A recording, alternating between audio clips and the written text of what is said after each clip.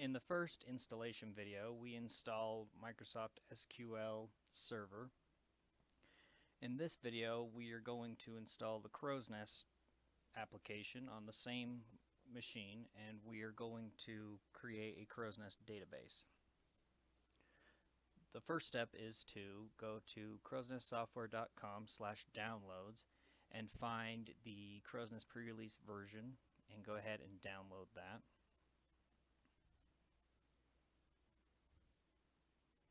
When the download is complete, you can go ahead and double-click Crow's Nest Setup to start the installation. We'll click Next, accept the terms, and then click Next.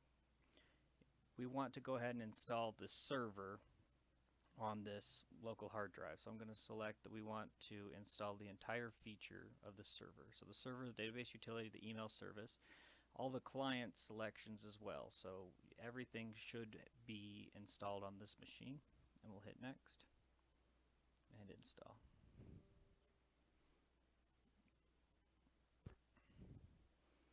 And this will go through and perform the installation. We'll speed up the video.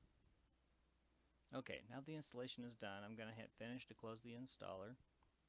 And then I am going to go to my Start menu and find the Crow's Nest database utility and go ahead and open that. Okay, now we need to go ahead and connect to our server instance. If you don't remember the name of it, you can look it up in your SSMS. So mine is Codex SQL Express. So I'm going to go ahead and put that in as the server field.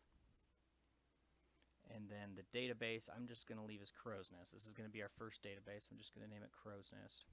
And then I'm going to go ahead and click Update Database. It's going to get this warning to do a backup. I'm going to say no since we're making a new database. And I'm going to get this pop-up warning that everybody will be locked out. I will say OK.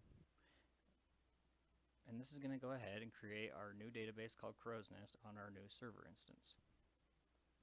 This will take a couple minutes, so we'll fast forward the video here.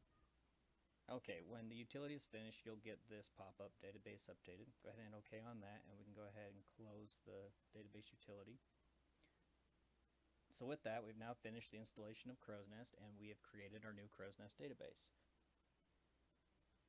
So now we can verify this by going over to our SSMS, and we can see that our instance now has one database in here called Crow's Nest. In the next video, we'll show you how to connect through the Crow's Nest client